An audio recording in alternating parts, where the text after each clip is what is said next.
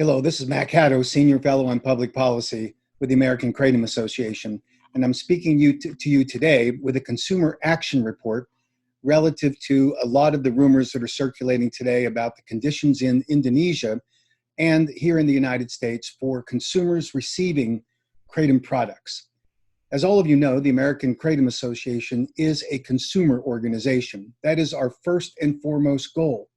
The goal of the Kratom Consumer Protection Act, which we advocate for, is to protect consumers to make sure that they can legally purchase safe Kratom products. The safety of those Kratom products is actually determined by two things. One is that they're not adulterated. That's why we advocate for good manufacturing practices that are outlined by the U.S. Food and Drug Administration and the U.S. Department of Agriculture for food products. We want to make certain that when a consumer receives these products, that they are not, in fact, adulterated with deleterious substances, that they don't have adulterants added to them, which are designed to enhance the power of the Kratom product, to give a person a buzz or a high, which are not traditionally associated with pure Kratom products.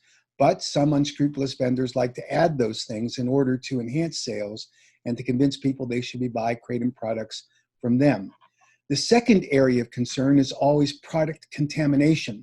And that's why we look for qualified vendors who will adhere to and make a solid commitment to have independent third-party audits done on their processing facilities to assure that they're not going to have contaminants that are added either inadvertently or that sneak through their processing facilities because of contamination in the raw material products that they've received from their sources in order to manufacture Kratom products.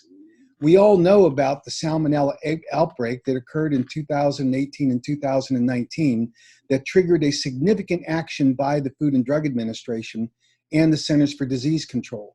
They used that outbreak as a weapon against Kratom, even though it is a common contaminant that often creeps into the supply chain of leafy products and fruits. But they were able to exploit the fact that there was salmonella contamination in Kratom products that were sold in the United States.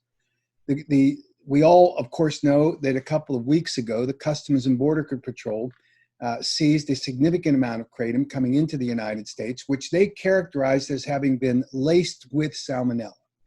Setting aside the pejorative headline, because obviously when you say you're lacing something, it sounds like you did so deliberately, there are reasons why we should be very concerned about salmonella contamination and heavy metal contamination for that matter. And so that goes to the basic question: how does this contamination occur in the normal growing, harvesting, and processing of Kratom raw materials? We all know that 95% of the Kratom raw materials that come into the United States today originate in Indonesia. And having been there and observed firsthand some of the processing that is done there, there are legitimate reasons for concern. And in the last 18 months, there's been significant improvements in those processes, driven largely by the growers' associations that are very concerned about maintaining the integrity of the supply chain for Kratom raw materials, so that they don't see the FDA or the CDC use contamination of raw materials as a pretext for bans outside of the FDA's own war on Kratom. We know that plant materials and vegetables and fruits are high-risk products for salmonella contamination. We know that in Indonesia, Kratom grows on trees, but when it is harvested, dried, and then processed, there are lots of vulnerabilities that creep into this. And so it is critical that in the picking, cleaning, and drying of Kratom leaves in Indonesia, prior to their processing, there has to be great care taken. We observed in a couple of trips to Indonesia some of those practices which were high risk. We saw some of the leaves that were picked from Kratom trees spread out on tarps that were on the ground, and they would be there for a couple of days. The problem with that is that it exposes those Kratom leaves to significant contamination potential. There are people walking around, there are animals walking in the area and across the tarped area where the Kratom leaves are, and it is an open field for a lot of the very small reptiles or lizards that are common to that area that carry salmonella contamination. And so obviously with that high risk environment, there's a high likelihood that there would be salmonella contamination. The improvements that have been made by the growers associations in the areas where they have influence has been that they are now constructing covered and screened in drying racks so that the kratom leaves are elevated off the floor. They're in screened in areas, which limits the incursion of any of the suspect sources of salmonella, and they're under roof. That's a safer way of doing it. Then we know that once the kratom leaves are dried, that they are broken up and screen shaken into a leafy material and then put through a grinder. The quality of that grinder is important. We saw in our trips to Indonesia that a number of the growers were using World War II era coffee grinding machines. Those are machines that allow for the heavy metal contamination that the FDA observed in some kratom products. It requires, in order to maintain the highest level of food safety, a stainless steel grinding machine. And those are typical to the dietary supplement industry. And again, we've seen significant improvements in most of the processing of kratom for those growers associations that are working with the farmers in order to make sure that there is a quality and non-contaminated kratom raw material that is produced. But for those that continue to use the old grinding machines, spread it out on tarps, some of the smaller farmers, then they, of course, are going to have problems with salmonella contamination. We know that shipping procedures are also very important. Cleaning between shipments of the equipment that's used in order to grind, process, and package the kratom for shipment is important, because even if there's a residual salmonella contaminant, it can spread through one shipment after another because of the lack of adequate and required cleaning procedures on the machines that are used in the preparation of those kratom raw materials. So it's important that those kinds of procedures be implemented and adhered to in Indonesia. The Indonesian government has been working with the American Kratom Association to develop a set of standards that will essentially go from the tree to the table to ensure that the best practices are put into place that will protect the kratom raw material from these contaminations, both salmonella and other kinds of contaminants, and heavy metal contamination. Those are important processes, and we applaud the growers associations in Indonesia who are adhering to those practices. The Indonesian Growers Association are to be credited for the significant progress that they have made in order to ensure consumer safety through these practices. We all know that one of the biggest impediments to shipping and exporting out of Indonesia kratom raw materials is the U.S. Food and Drug Administration's import alert, because that makes it problematic for shippers. And occasionally we see that those shippers who are trying to navigate around that import alert get into trouble, and sometimes they cut corners. The farmers and the small co-op growers use common shipping carriers known as DHL, UPS, and Federal Express. We know that the FDA in the last couple of months has been able to convince DHL and UPS to stop kratom shipments into the United States. That would be a small farmer that solicits customers using social media platforms. They build a group of customers and they ship using these common shipping carriers as their mechanism for doing so. We know that that's been constricted and that the small growers are having to find alternative shipping means in order to serve their customers. And we're seeing a disruption of the supply chain from those small growers to customers here in the United States. The Growers Association processing typically use large shipping methods, either sending containers by air or ships, and we have not seen a significant interruption of those shipments into the United States today, despite the import alert.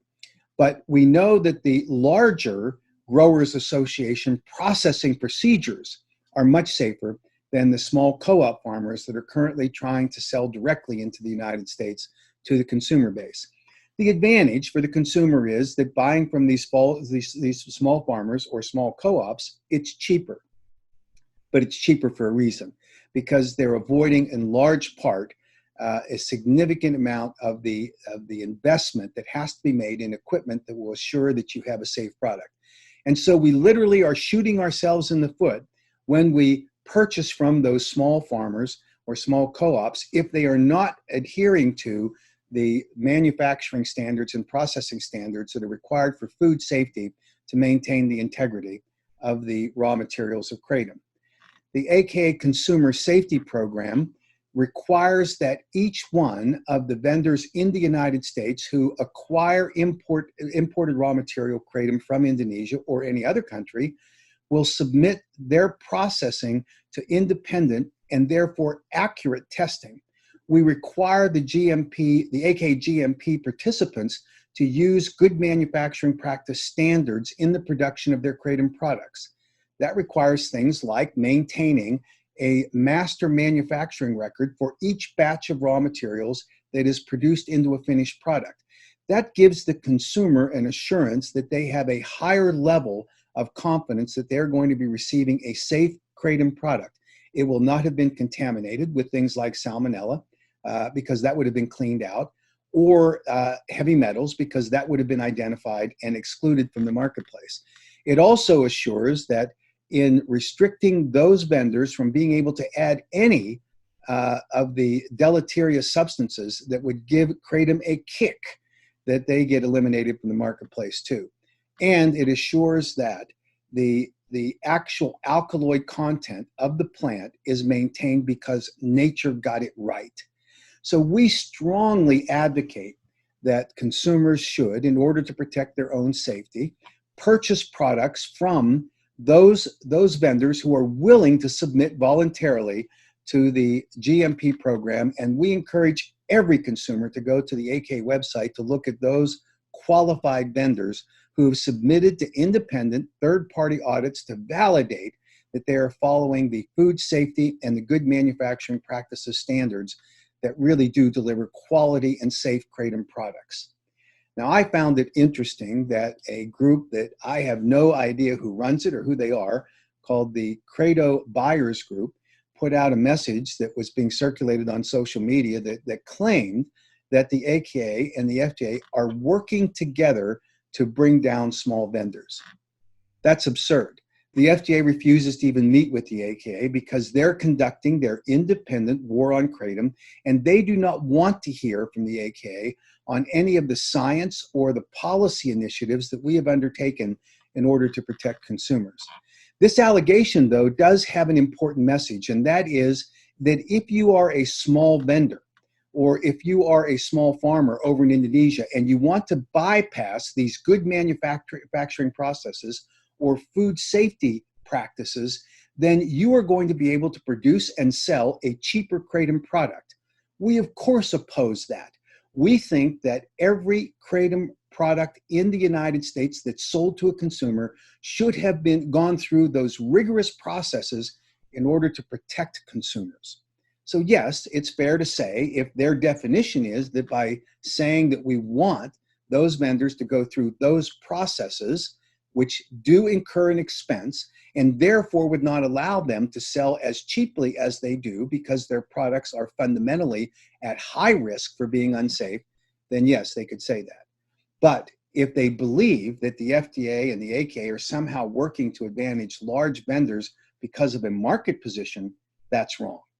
We hope that every consumer will make intelligent, informed decisions based on quality products that are labeled appropriately, that have been manufactured using these food safety and good manufacturing practices to ensure that they've eliminated many of the unsafe products. And it's about risk. And at the bottom line, if these vendors will follow those procedures, the risks to consumers are dramatically reduced. And equally important, the FDA will have a much smaller target to shoot at when it comes to public policy about their efforts to ban kratom. We want to assure public officials, elected officials, and influencers in public policy that kratom is safe when it is manufactured properly and we use the pure kratom alkaloid content of the plants, that it's labeled properly, and that we are committed to consumer safety. We hope you'll join us in that effort. And we hope that you will vote with your sales dollars and say that you are going to purchase products from those qualified vendors who have submitted to the standards that protect all consumers in the United States. Looking forward to discussing this further. We know it's an evolving situation in Indonesia. We know that the FDA is doing their best to try to interdict all shipments of kratom into the United States, and we're going to do our best to fight back and make sure that consumers have access to safe and legal kratom products in the United States. Thank you, and stay safe, everyone, and certainly wish the best for you and your families.